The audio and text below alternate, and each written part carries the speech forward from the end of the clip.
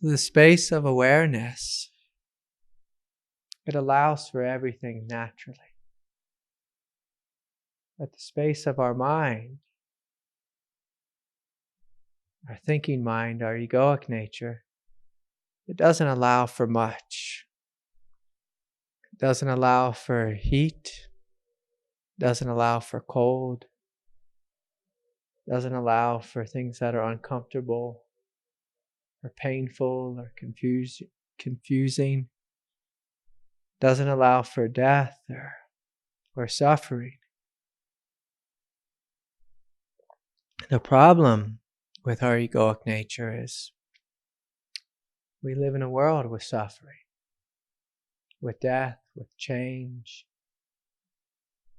We live in a world with, sleepiness and hunger, hot and cold, and all types of pairs of opposites.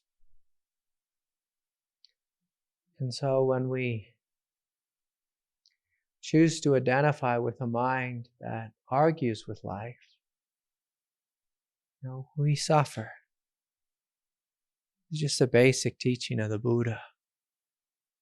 If you listen to your egoic nature, if you identify with it fully, you will suffer. And you could have a full lifetime of suffering. You get some really good suffering.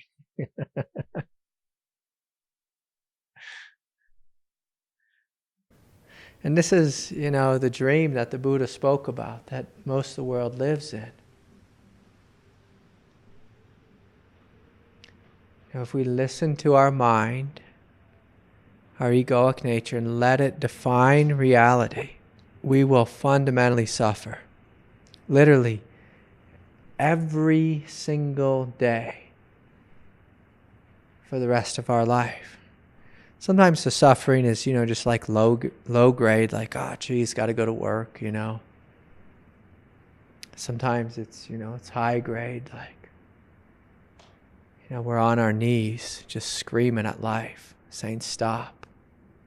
This is too much. I can't handle this. But behind it all, there is this space which is untouched. Untouched.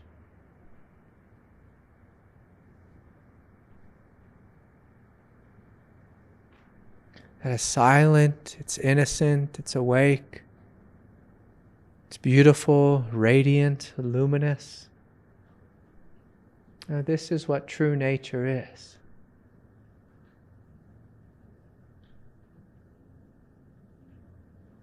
And it's not something we have to, go to India and get really sick to discover. If you go to India, you will get sick. I went to India, I got very, very sick. It's something that's right here in all of us. But in order to discover this space, we have to know how to look. And so the ego is always telling us to look to that which is pleasing. Look for something that's just like right around the corner. If I get this, then I'll be happy. And so it sends you in this chase, looking for the next best thing. Chasing here, chasing there. A relationship, a partner,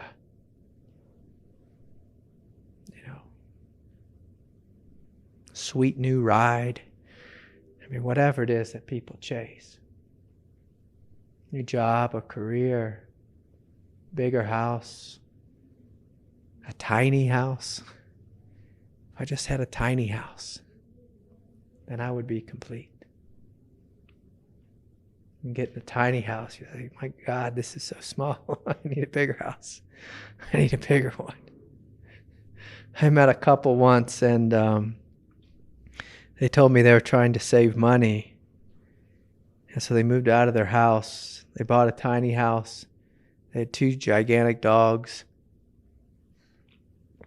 and they moved onto the property of, I think, the fellow's parents. They came back to me a couple months later saying, "We're getting a divorce. Getting a divorce." Getting a divorce. It's our mind. Egoic nature, it's always chasing something. It's always looking, for something, something over there. Something over there. And so if we look in that direction, which is where 99.9% of the world is looking, you may find some good stuff. You may find some waves that you ride and you have some good times. But ultimately, at the core of it, there'll be this fundamental feeling that this isn't it. This isn't it. Like because you'll get it, and then in a day, a week, a month, you'll have a sense, this just doesn't do it for me. And the ego is a really beautiful shapeshifter because it'll just, present a new image to chase. And again, it's great for the economy. It's great for, like the illusion of, say, Tinder, Oh, let's try this one, let's try this one. Let's try this one. And just chasing. Or Match or Bumble or whatever it is that we're on. It's beautiful for that. But if you want to be free, if you want something greater, you have to be willing to come to a place like this, where it's hot, where it's uncomfortable, where it doesn't matter how we feel externally. And so we try a different type of looking. We look inward. We look inward and see if it's true what the great sages have said, that all peace, all happiness, all joy, true freedom is within. True freedom. The problem with this approach is when most people look inside, they come face to face with their uncomfortability, the difficulty of being human, the inner complaining, the agitation, that grief that we swallowed when we were 3 years old or 10 or 16 or 20 or 35. And when people come into contact with that grief, oftentimes they say, geez, I don't see the peace. I'm going to go out and see if I can find it, riding a new wave on the outside. And this tends to be as far as most people get on the spiritual path. They kind of bounce back and forth. They chase outwardly, then they look inwardly for a short period of time, come into contact with their pain and get confused by it, and then run. And then run. But if we want to know something greater, we have to do what the Buddha did, which is he said, I'm going to sit here and not get up. I'm going to sit here and not move. And of course, the beautiful myth is that he sat down before a tree one night and he experienced a supreme awakening, that lasted into, infinity. And that's a wonderful myth. But if we look at the truth of his life, he spent many years sitting, opening, discovering what it is. What is this thing that I truly am? What is it? What is it? And so during these next 4 days that we have together, we have a great opportunity to go deep. And you'll find the body will be uncomfortable. It'll be sleepy. Sometimes we'll be real hungry. Sometimes we'll be hot. Sometimes emotion will come forward. Sometimes the thoughts in your head will, drive you kind of bonkers. Sometimes you'll have so much energy in your body, that you'll bounce around a little bit. We have 2 folks in the room who do a little bouncing, and sometimes that happens, when you're truly waking up, it's a lot of energy that moves through the body. It's not something small. Sometimes we'll have bizarre dreams. Sometimes we won't be able to sleep at all. I went a couple years where it was like, I'm not certain that I slept. I just laid in bed. The hand on my heart, a hand on my belly, just breathing. So I'm just going to rest here because this mind is not falling asleep. I thought I was going to literally go crazy. I had so much energy moving through my consciousness, my nervous system. Things got really weird. But I kept going forward. If I went to a doctor, they could have given me, some lovely pills that could have, shut it all down. I could have got some sleep, but probably would have put me back to sleep too. I'm not saying there's anything, wrong with going to the doctor or anything, but the path can be strange, it can be weird, it can be bizarre, it can be intense. If you're on the path, it should bring you to your knees in a number of different ways. It should bring your mind to its knees. So you look at that thing, you say, geez, this machine that I've been given that's supposed to be rational, it's not that rational. It's not. It doesn't make any sense. I chase things which don't serve me. I think thoughts which aren't helpful. And so at some point during the path of meditation, we see this. We see my mind is crazy. Crazy. And so we fall on our knees and we let go of our allegiance to our mind.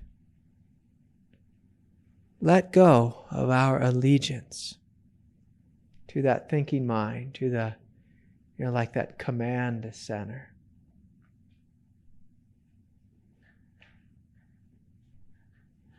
At some point, we'll come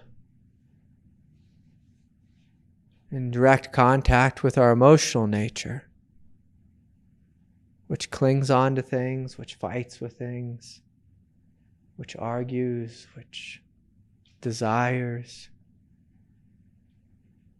And that's like a whole other level of crazy. It's like a deeper level of crazy. It'll make your skin crawl kind of crazy.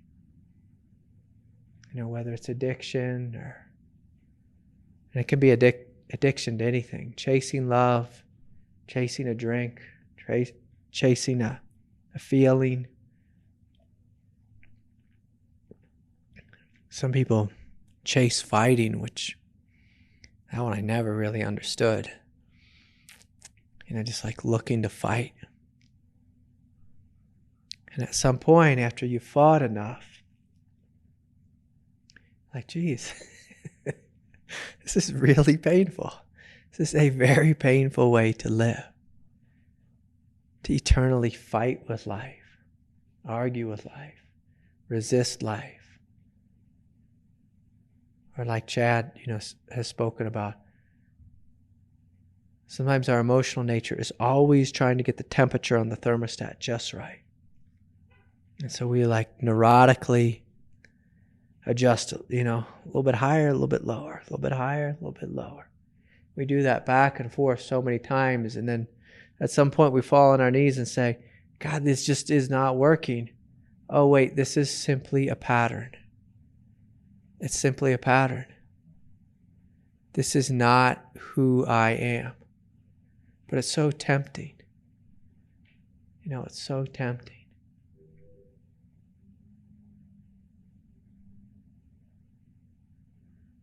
And so at some point, we take our hand off the thermostat. We fall on our knees. And we ask, is there another way to live? Is there another way? Another way. And this is what the Buddha spoke about. There's another way to live that's free of suffering. Free of suffering doesn't mean that pain doesn't happen. Pain is a given. It's a given.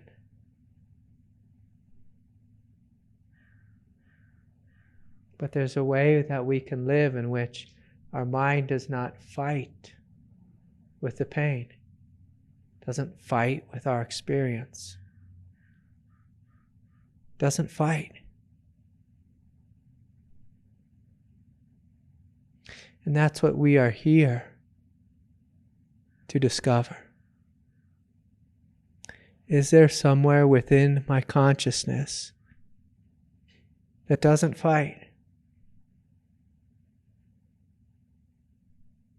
And if it's not fighting, what is it doing? How about exploding open? It's expanding. It's falling in love with this moment. It's eternally silent, radiant, joyful, for no reason at all. For no reason. And so I invite you all during this retreat to open your hearts and to see that there is something good here. Something good about your heart. Something spacious about the nature of your mind. Something profoundly strong about your being, which is actually indestructible. It goes from lifetime to lifetime and is actually unharmed by any addiction, any struggle, any confusion, any great mistakes you made or abuse that happened to you.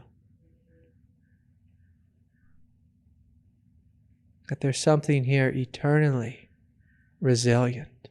And so during this retreat, I invite you to place your attention here, on your heart, on that which is good. That which is good, despite the temperature, despite the sounds that disturb you, despite the argument in the mind. Place your attention on that which is good, that which is holy, right here, right now.